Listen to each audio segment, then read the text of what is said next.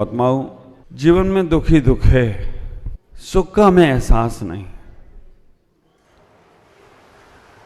आपके दुखों का वर्णन हर आचार्य, मुनिराज और त्यागी वृत्ति पंडित विद्वानों ने किया है। केवल इतना बताने के लिए किया है कि जिसको तुमने सुख समझ रखा है वो सुख नहीं है, सुखाभास है।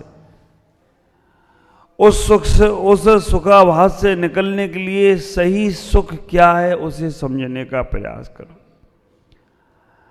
अभी हमारी मानसिकताएं इतनी छोटी हो चुकी हैं कि छोटी मोटी इच्छाएं हमारी पूरी होती हैं, हम सोचते हैं कि अब हम बहुत सुखी हो गए। छोटी मोटी वस्तुएं प्राप्त हो जाती हैं तो लगता है कि चलो सब मिल गया। छोटी मोटी पूजाओं और अर्चनाएं कर लेते हैं तो हम अपने आप को बहुत बड़ा धर्मात्मा समझने लग जाते हैं। आचार्य यहाँ पर कहने का प्रयास कर रहे हैं, ज्ञानी मनीषी यहाँ पर कहने का प्रयास कर रहे हैं, विद्वान पंडित यहाँ कहने का प्रयास कर रहे हैं, ये जो कुछ संसार आप देख रहे हैं ये संसार पूर्ण नहीं है, ये संसार अभी अधूरा है। हम आधी यात्रा तो कर चुके हैं, आधी यात्रा करना अभी बाकी है। आप विचार करके रखना, 14 राजू का ये पूरा लोक है, 7 राजू हम पार कर चुके हैं, 7 राजू ऊपर का भी हमें पार करना है। लेकिन जो कुछ मध्य लोक का है, 1 राजू से भी कम, 7 राजू ऊपर गए, 7 नीचे गए, कुछ नीचे वालों ने छोड़ दिया, कुछ ऊपर वालों ने छोड़ दिया, उतने में ही हम हैं। आप जब पूरा नक्शा देखते हो, 3 लोक का नक्शा देखते हो तो उसमें देखते हो 7 स्वर्ग, 7 नरक और 16 स्वर्ग, उसके ऊपर 9 गिरेबेग, 9 अनुदेश और सर्वा सिद्धि, उसके बाद सिद्ध शिला। एक बीच में केवल लाइन दिखती है पतली सी, उसमें ही आप हो। लेकिन वो संसार तुम्हारा पूर्ण नहीं, हमें उससे भी आगे जाने का प्रयास करना है। आज से संभावित आपका पुण्य रहा, आपको सुनने का सौभाग्य मिला, तो हम बड़े बड़े आचार्यों की गाथाओं को पढ़कर भी बहुत सारी बातें बोल सकते हैं, लेकिन आप गाथाएं में आप कहोगे कि हमको गाथा पल्ले पड़ती नहीं। लेकिन उन्हीं आचार्यों की बातों को, उन्हीं मनीषियों की बातों को, उन्हीं विद्वानों की बातों को पंडित दौलत राम जी ने 6 डाला के माध्यम से कहने का प्रयास किया। क्योंकि 6 डाला एक ऐसा ग्रंथ है जिस ग्रंथ के अंदर चारों अनुयोग आते हैं, जिस ग्रंथ के अंदर सारा अध्यात्म भी आता है, और जिस ग्रंथ के अंदर हम सबको समझने की शैली भी आती है। आप विचार करना, उस ग्रंथ को पंडित दौलत राम जी ने इतनी विद्वत्ता से लिख दिया कि अध्यात्म वाले, निश्चय वाले भी उस ग्रंथ का रसास्वादन ले रहे हैं, और व्यवहार में चलने वाले भी उस ग्रंथ का रसास्वादन ले रहे हैं। जो निश्चय में जो डूब रहे हैं वो भी उस 6 डाला को छोड़ नहीं पाते हैं, और जो व्यवहार की दृष्टि में जी रहे हैं वो भी उस ग्रंथ के माध्यम से ही आगे बढ़ने का प्रयास करते हैं। एक बार उस ग्रंथ का मंगलाचरण जरूर करें जो पंडित जी ने अपने शब्दों में लिखा है। आचार्यों की वाणी को हाथ जोड़ेंगे, मेरे बोलने के उपरांत सभी लोग बोलेंगे। 3 भुवन में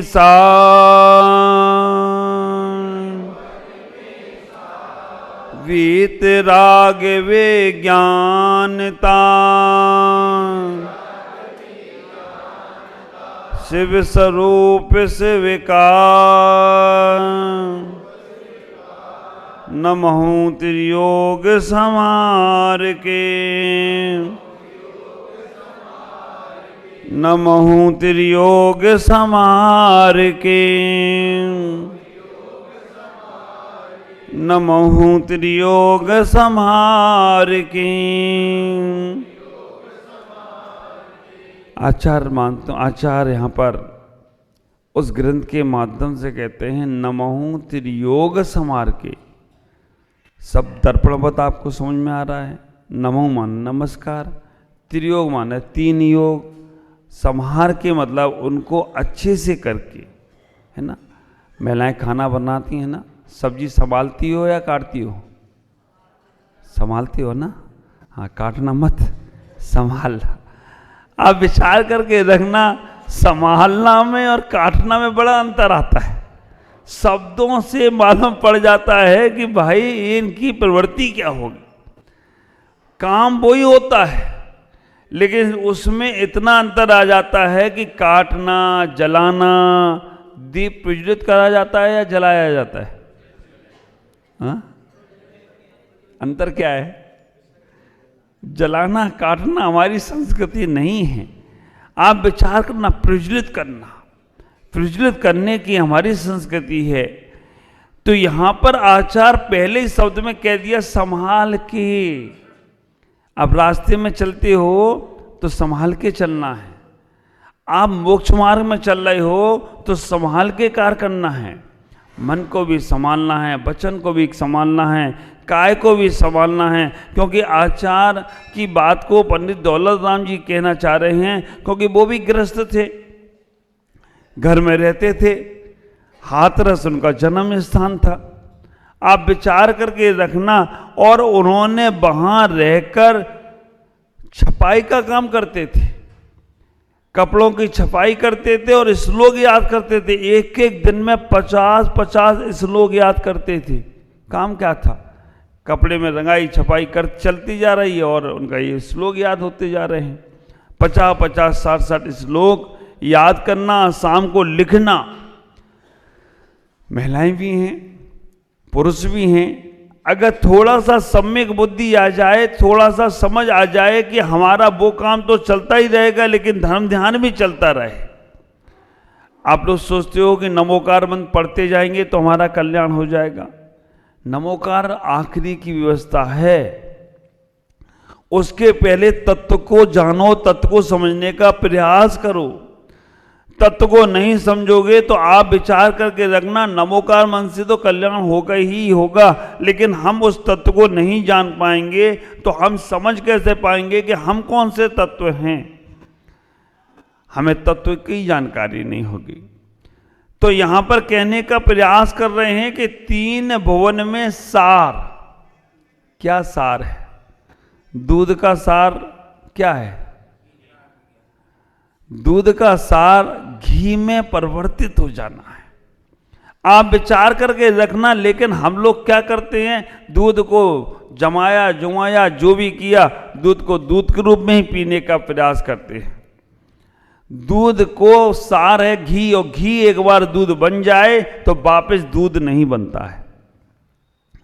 ऐसा ही है। तो यहां पर इतना ही कहने का प्रयास कर रहे हैं, जो सार तत्व है, सार मतलब श्रेष्ठ, सार का मतलब है जो अच्छा, बिल्कुल सार। गेहूं को छानते हो तो गेहूं को जब छानते हो तो क्या करते हैं? गेहूं और आटा को छानने में क्या अंतर है? गेहूं कैसे छानते हो और आटा कैसे छानते हो? हाँ, गेहूं हमारे ख्याल से सूप से छानते हो और आटा मतलब चलनी से छानते हो। जब सूप से छानते हो तो गेहूं बाहर गिरते हैं या कंकड़ पत्थर बाहर निकालते हो? अच्छा, और आटा को छानते हो तो आटा नीचे गिरता है या भूसा नीचे गिरता है? अब समझो, सार समझना, सार समझना। जब हम सूप लेकर जाते हैं तो कंकड़ों को बाहर निकालते हैं। संसार में जीना है तो कांटों को बाहर निकालो, लेकिन जब आत्मा की गहराई में उतरो तो आटा को छानो तो भूसा भूसा ऊपर ही रहने देना, अंदर सार गहराई में उतरते चले जाना, तो तुम्हें निर्गंध की अवस्था की प्राप्ति हो तो कोई आश्चर्य की बात। जब आत्मा की गहराई में उतरना है, सार आटा को छानना है। अभी गेहूं छानते रहोगे, हाँ, आटा कब छानोगे? है ना, क्योंकि यहाँ महिलाएं ज्यादा हैं, पुरुष भी हैं, पुरुष को भी बता रहा हूं अभी। तो आप विचार करके रखना। पुरुष लोग गाड़ी चलाते हैं, मोटरसाइकिल चलाओ और कार चलाओ, दोनों में क्या अंतर है? मोटरसाइकिल को कंट्रोल करना है तो ब्रेक कहाँ लगाना पड़ेंगे? हाथों में। और कार को अगर कंट्रोल करना है तो ब्रेक कहाँ लगाना पड़ेंगे? पाँव में लगाना पड़ेगा। अब आप इन दोनों में समझने का प्रयास करना। मोटरसाइकिल में केवल और केवल तुम अकेले या दो बैठ सकते हो, लेकिन कार में सारा परिवार बैठ जाता है। तो हमने अकेले अकेले संसार को जीने का बहुत बार प्रयास किया। मोटरसाइकिल के माध्यम से ब्रेक लगाकर हमने जो भी कुछ करना चाह करने का प्रयास किया, लेकिन हमने पांचों इंद्रियों पर कंट्रोल नहीं किया। ख्याल करके रखना, मोटरसाइकिल को चलाने का मतलब है एक इंद्रिय पर कंट्रोल करना, और जब कार चलाते हो तो पांचों इंद्रियों पे कंट्रोल करना। तो ख्याल करके रखना, हमने संसार में एक आध वस्तुओं का बहुत बार कंट्रोल करने का प्रयास किया। आंखों से गलत नहीं सुनेंगे, देखेंगे, कान से गलत नहीं सुनेंगे, लेकिन पांचों इंद्रियों पर कंट्रोल करना है तो कार का ब्रेक लगाना जरूरी होगा। और कार का ब्रेक लगाना मतलब पांचों इंद्रियों पर कंट्रोल करना है।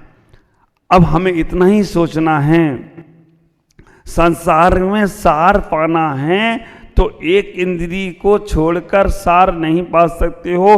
पांचों इंद्रियों को छोड़ोगे तब तुम्हें सार प्राप्त हो तो कोई आश्चर्य की बात नहीं है। और पांचों इंद्रियों को छोड़ने का मतलब है चार पहिए की गाड़ी चलाना। दो पहिए की गाड़ी कौन सी है? राग और देश। चार पहिए की गाड़ी कौन सी है? सम्यक दर्शन, सम्यक ज्ञान, सम्यक चारित और सम्यक तप। ये चार आराधनाएं हैं, और ये चार आराधनाओं को पालना है, करना है तो मन रूपी ब्रेक लगाना पड़ेगा। अगर मन रूपी ब्रेक लगा लिया तो चतुर्गति की गाड़ी छूटकर चार आराधनाओं में जुड़ जाओ और निर्वाण को प्राप्त हो तो कोई आश्चर्य की बात नहीं होगी। इतना ही विचार करना। और आजकल ये कंप्यूटर में बच्चे हैं ना, ये कर रहे, इसका चेहरा निकाला उस पर लगाया, कहीं सुअर का चेहरा लगा देते हैं और चेहरा भी नहीं लगाते। वो क्या है, उस सुअर की यहाँ पे मुंह बना दिया, यहाँ पे आंखें लगा दी, यहाँ कान खड़े कर दिए खरगोश वाले, तो जानवर का चेहरा हो जाता है।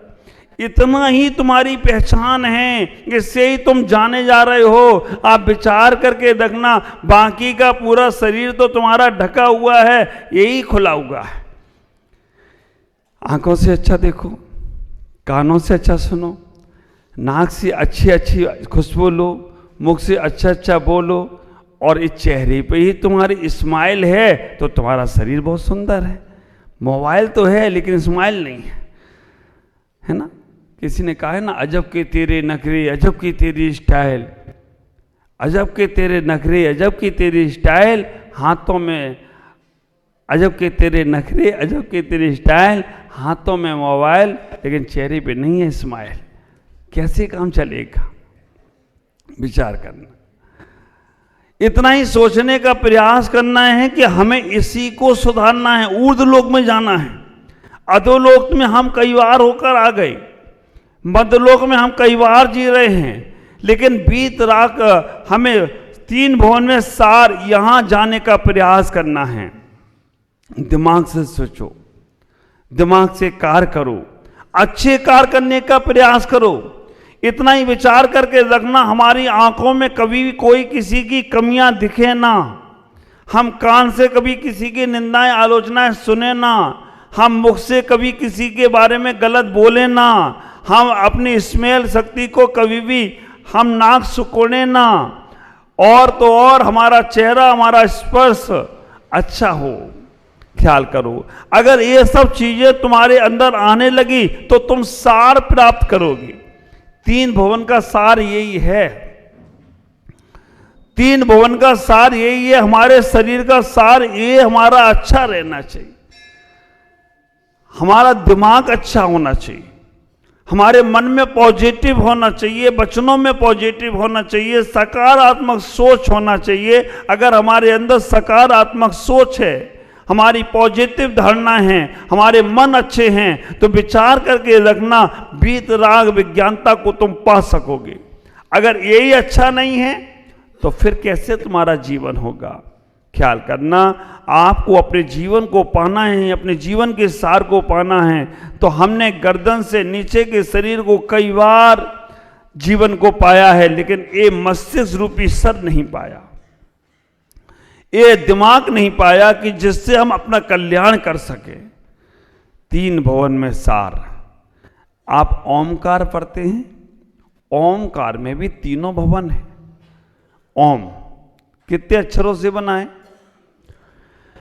ओम अगर शब्द देखा जाए, हर धर्म ने स्वीकार किया है ओम, और ओम में 3 ही अक्षर हैं, आ, उ और मा। आप विचार करके रखना, आ और उ मिलके ओ बनता है, और उसमें मां जोड़ दी जाए तो ओम बनता है। और ये ओम में 5 परमेष्ठी हैं। आपने कई बार सुना होगा। आ मानो अरिहंत भगवान, सिद्धों को आशरीरी बोलते तो उनका भी आ प्लस आई होता है। आचार्यों का आ, वो भी आई होगा।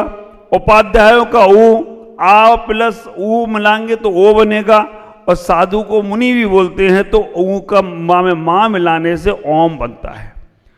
ये ओम में 5 परमेष्ठी तो हैं, ओम में 3 लोक है, आ, उ और मां।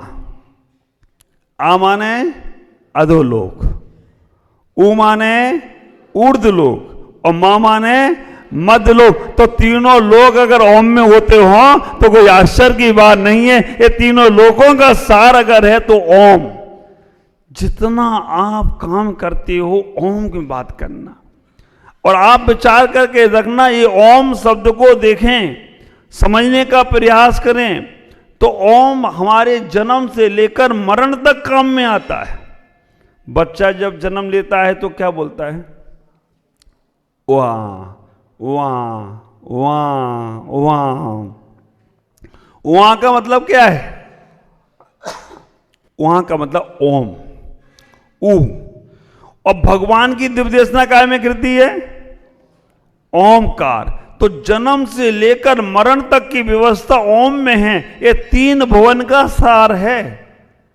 आप विचार करके रखना, 3 भवन का सार है जो ओम शब्द कह रहे हैं। ओम में 3 भवन आ गए हैं। ओम में 3 भवन का सार जो आ गया है, बचपन से लेकर 55 और 55 से लेकर मरण तक।